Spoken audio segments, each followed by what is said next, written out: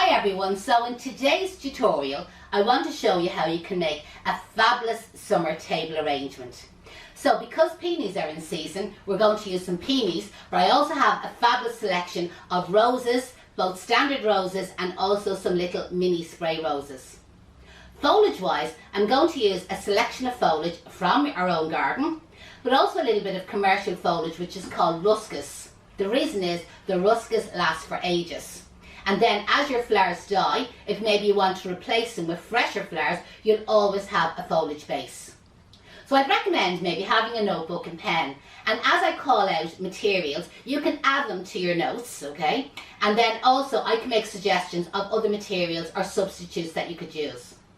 So the first thing you're going to need is an oasis ring, or a foam ring as some people call it, or an oasis base.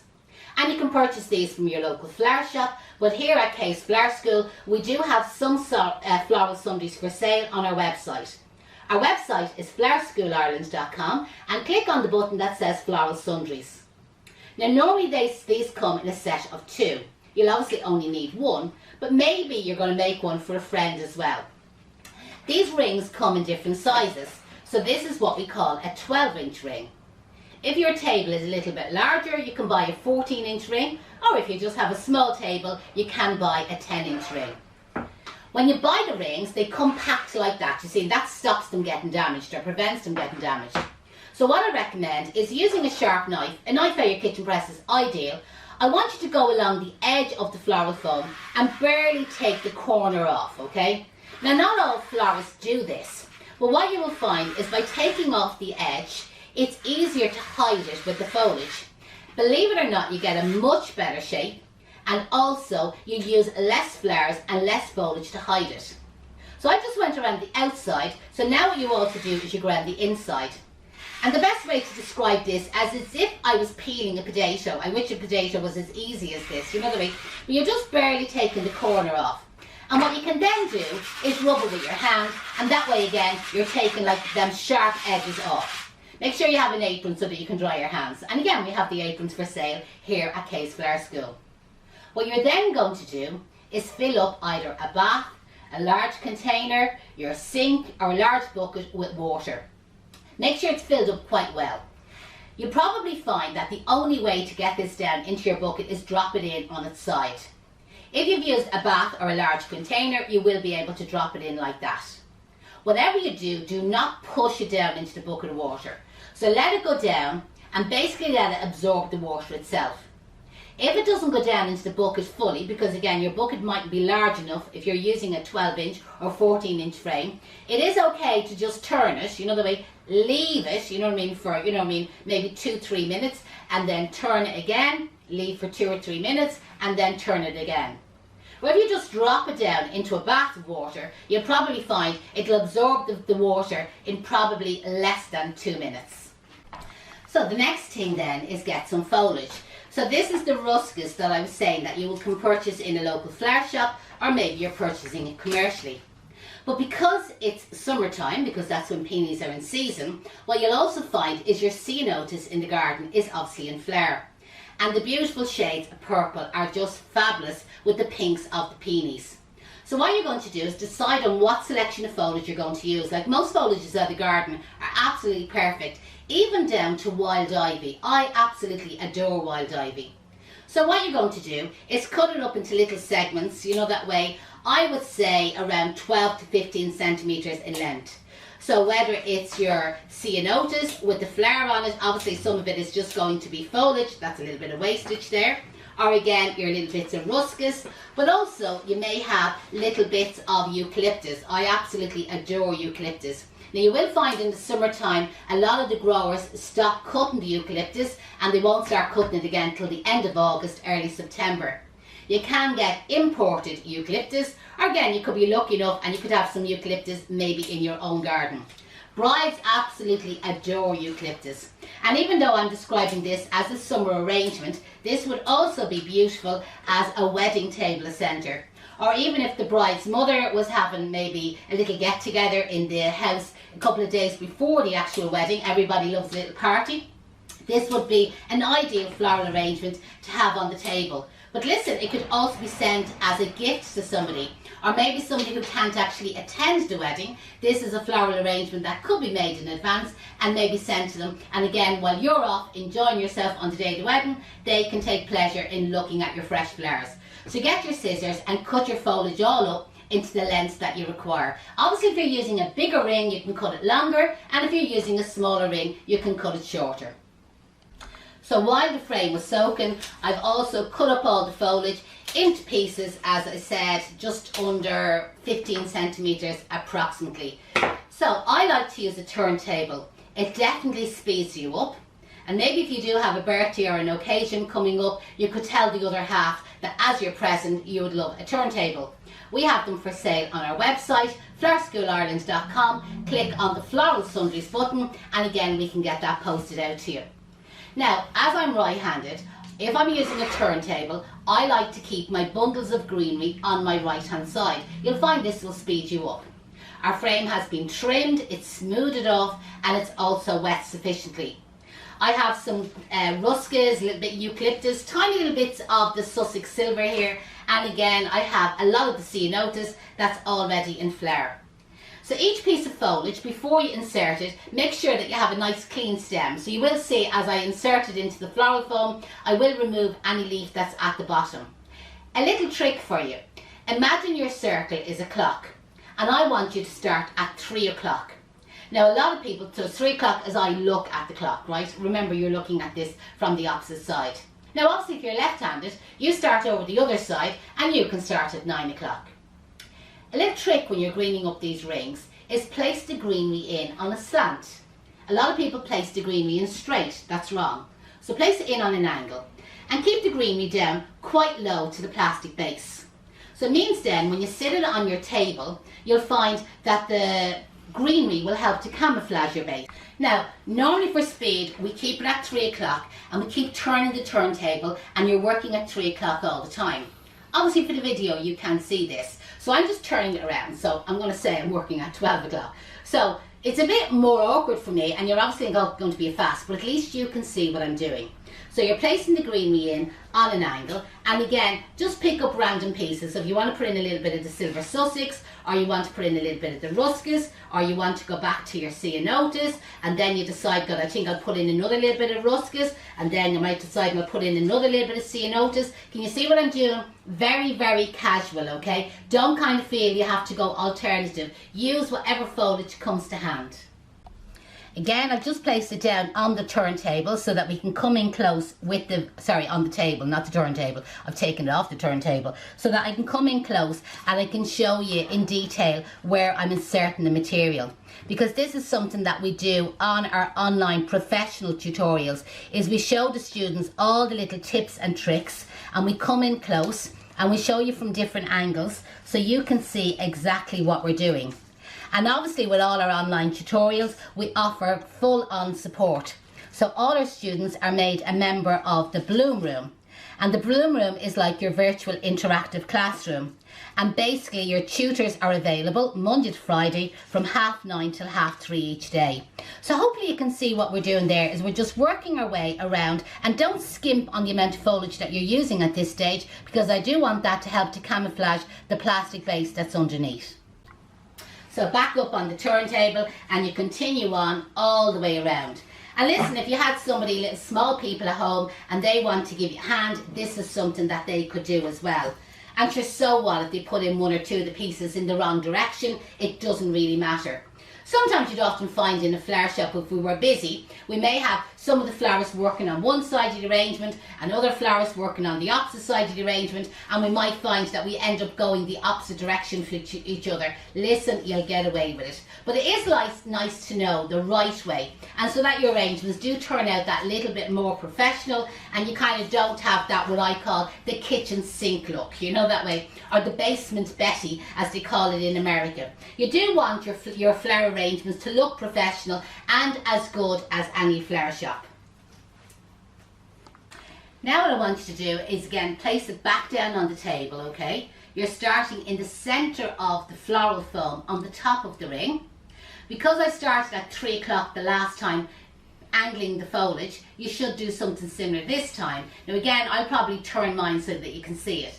Well, start off by placing this in on a slant, and then you turn your ring, place the one in behind it on a slant, turn your ring, another one in behind it on a slant, turn your ring, and that's what you're doing. You see, alternative pieces of foliage, you're placing them in on a slant. Just going to cut this one a little bit shorter, okay?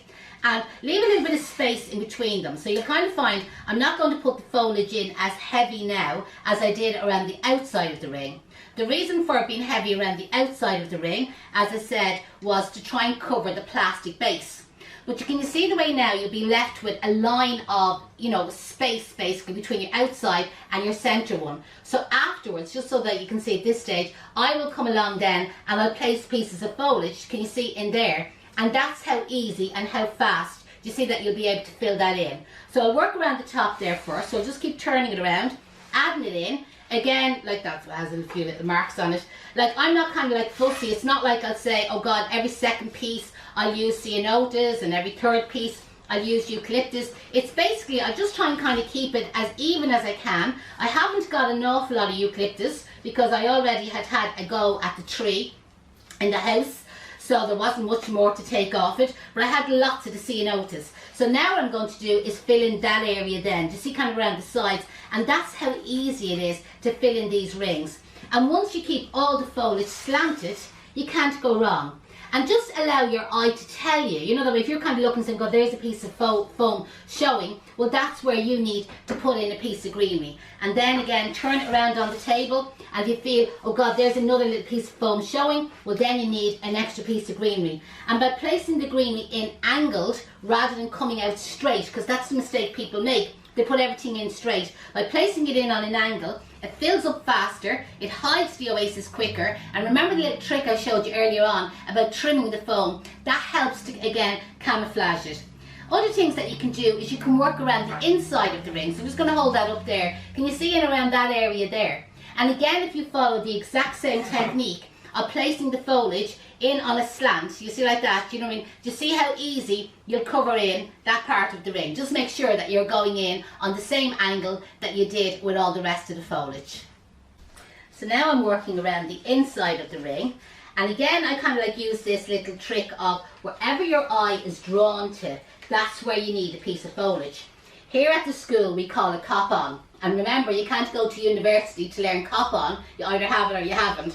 So as you turn the ring around, you could use the turntable for this if you have one. Seeing it's flat on the table, I'm going to leave it on the table. So just turn it around, and anywhere that your eye is drawn to and you kind of feel, oh, I could probably do with another little bit of foliage, don't second think it. You know what I mean? If you think it, you probably need it. Now at this stage, I'd probably be happy enough because I'm ready really to put the flowers in. So just to let you see, this is what it looks like so far.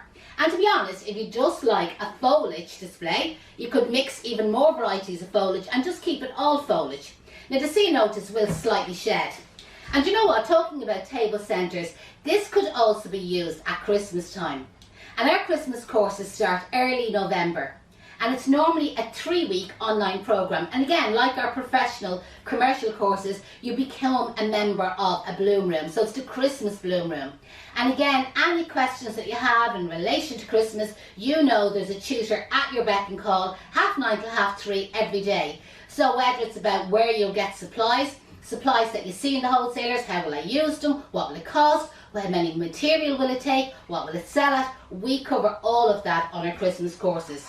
So I think I'm ready now for the next stage, which is adding in the flowers. In floristry, we like to work with uneven numbers. Now, it's not always necessary. So what I've just done is, again, because these are quite big, is I've cut up 5 of the hydrangeas. Sorry, peonies, not hydrangeas, but you could use it hydrangeas if you wanted. And they'll also be coming into season in the summer. So what you're going to do is place them on top of the ring, so with the flower head looking up to your ceiling, and try and evenly space them out. And you can see the way I'm placing the flowers above the foliage. So my foliage was like my base, okay? And that's the mistake that people can make, is they leave their foliage too high among the flowers. And the way it is with the public actually assumes that foliage is for free. Now, a lot of this foliage was for free because it was out of my own garden. But if you're working commercially, like, you probably find that you are buying in foliage all the time. And believe it or not, foliage is quite expensive, you know that way. So we want to make sure that the customer sees the flowers, not the foliage. So there I've just placed in our 5 peonies. I'm going to hold it up there just so that you can see it, and you can see that gives a fabulous centrepiece. And yes, you could substitute it and you could add in 5 hydrangeas instead, or even 5 fabulous blown roses. I have some amazing roses that I'm going to add into this as well. As I said, this is a summer table arrangement, but it will be just amazing as a wedding table centre as well. Sticking to the uneven numbers, working in between the 5 flowers that I have placed upwards in the foam, I'm now going to work in between them, but again place the flower slightly in on an angle around the outside, but can you see the way it's actually looking up? So that's why when you're placing in your foliage, keep it down low, keep it quite heavy so that it's hiding that floral foam base, which is normally plastic. So we'll turn around in between these 2 flowers, and again slightly angled, you see, slightly looking up at you. And again turn around in between these 2 flowers. I have to say the scent of these is just amazing. They really don't need anything else. Like, peonies are just fabulous. I have some peonies growing in my own garden. Now I bought these ones in, and I haven't really got that many flowers on them. I know last year I think I got 1 head, and I think this year I got 3 heads, and they say that each year then they kind of like multiply. Now they're kind of a raspberry shade. They're fabulous. Actually, wait till you see the raspberry roses that I have for adding into this arrangement. So this is what I've just done, is just added in the 5 peonies around the outside. Now when I hold this up, it will look like there's a lot more space in between them, because obviously there is, because the outside circle is a little bit larger than our inside circle. So that's our 5 peonies now placed around the outside. But what I'm now going to do, I have some amazing avalanche roses. I'm going to add some roses around the outside, and then I have these fabulous raspberry coloured roses, and again it's going to bring out the dark kind of pink shades of our peonies. So I have lots more. Again, we're not really on a budget here, and we want this to look really, really nice. Now, I've used the 10 peonies, and when you buy peonies, they normally come in a bunch of 10. But maybe if you have them in your own garden and you have extras, listen, you could leave out the roses and you could add 5 extra peonies around the outside, and again that would fill it up. So as I said, I am making suggestions of how you could substitute the flowers, or again you could use less expensive flowers. Like, what about something like germanees? Even large carnations, believe it or not, like if you have a nice pink fluffy large carnation, it can actually look well and complements the peony. But again, other textures of flowers, you know, that way, or flowers that have a different shape to them, like lysianthus, I kind of find they can work really, really well with our peonies as well, because it gives you a lovely shape. But listen, there's lots of suggestions out there. So I have the 5 roses cut. You can always just measure them yourself. Place them in between your peonies, and again slightly on an angle that they're looking upwards, that you can see them. And you try and kind of imagine like an imaginary circle around the outside and keep within that line. Removing the foliage is completely up to yourself. Sometimes I find if there's a leaf kind of like knocking out the shape, or you know, getting in the way, I remove it. If I find that the leaf is actually okay to leave on and it's adding to the arrangement, absolutely fine. Now, just talking about rose leaves don't last out of water. You know, like for wedding work, in case you're planning, because they are a nice leaf sometimes, you know the way, and you might think to yourself, could I use them in my wedding bouquet or in my buttonholes? They don't hold up too well. Now there is a little way where you can use your little silver wires and you can stitch the roses, and that gives them a little bit of support, but they're just not a great lasting flower out of water. So there's our 5 roses placed around the outside. I'm just going to hold it up there just to kind of give you an idea. And now I have another fabulous rose to add in between it just to complement it. Now these roses, wouldn't they remind you of the HB ice cream Raspberry Ripple? They nearly look good enough to lick. And you know, raspberry is a colour that's right on trend at the moment. And even to mix them with large carnations, they have a fabulous kind of like Raspberry Ripple large carnation out there, and to mix them together, like, it's really, really vibrant. What I'm going to do is in between each of the peonies, on a slight angle, that's where I'm just going to place these roses.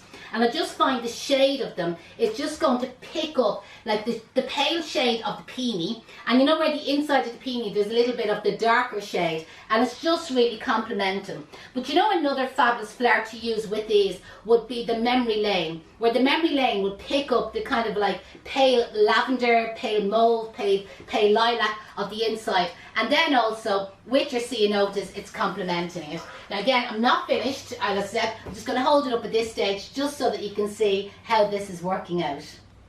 And last but not least, I have these fabulous spray roses, or baby roses as some people would call them. And again, perfect for spring flower, probably in flower in your own garden, or you could just go out and you could buy like a little mini rose plant and you could cut it up.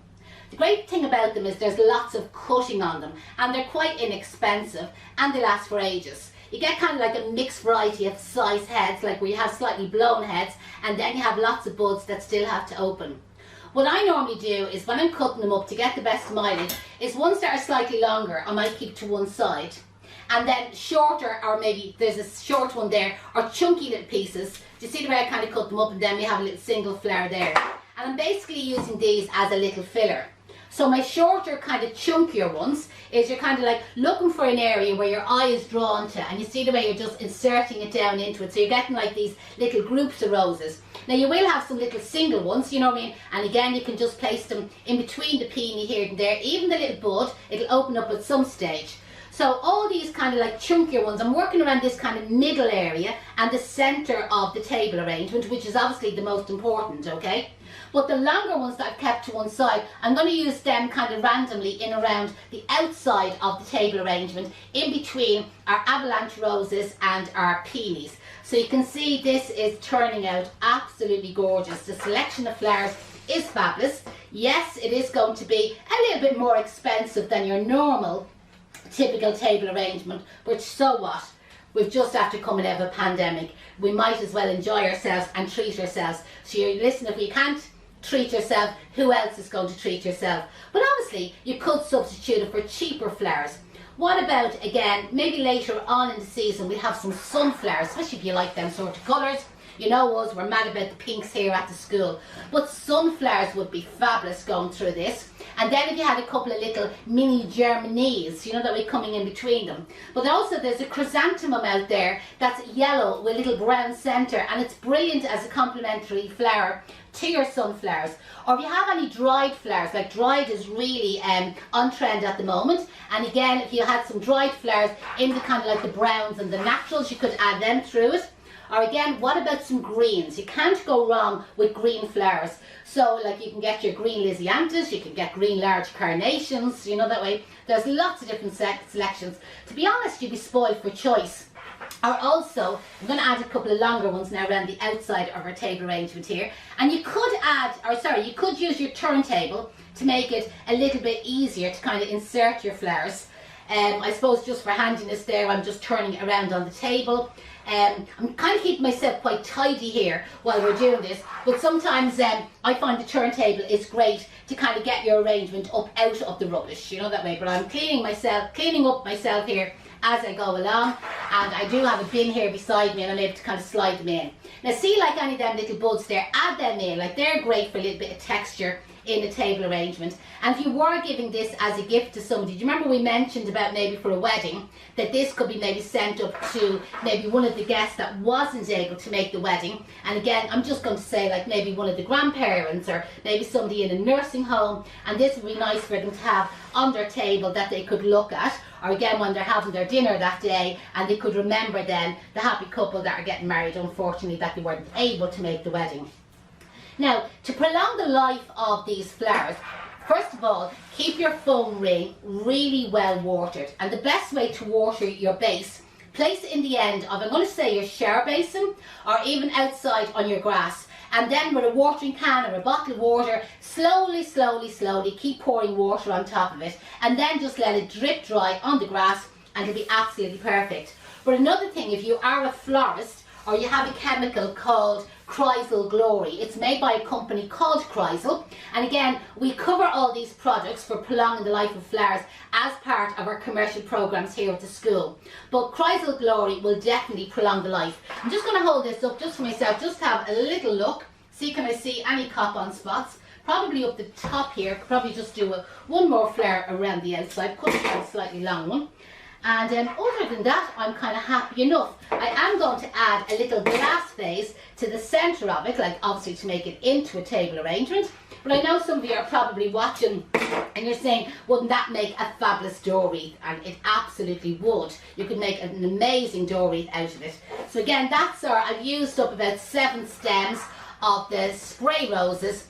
and that's the effect that we've got adding them flowers in.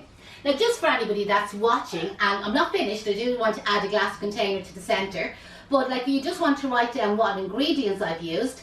I've used 10 of the peonies, I've used 5 of the avalanche rose, I used 5 of our raspberry ripple rose, and 7 stems of our spray roses. But again, easy enough to substitute them for less expensive flowers, and that would bring down the price enormously. Oh my god, the scent of this is just gorgeous. So now we're moving on to the next stage, which is to complete it as a table arrangement. Well, Deirdre's off making the dinner, I suppose, and I'm getting the flowers ready for the table centre. So what I have here now, just to finish off this table centre, we have a glass container with a candle, which I've obviously lit already. But listen, you could fill that with flowers. You could even have a bottle of wine there, a bottle of gin, I suppose, anything you want. And then an easy way, just with the shape of this vase, is probably just drop the table arrangement down over it. If it was narrower at the bottom, you'd be able to just stand your glass vase down into it. But to be honest, when you look at it yourself, you'll know exactly what you can do. So that's just showing you something very simple. It is beautiful, isn't it? And the scent of it is amazing. And it's basically showing you how you can turn a bunch of flowers like this, using some foliage from your garden, a little bit of commercial foliage if you want.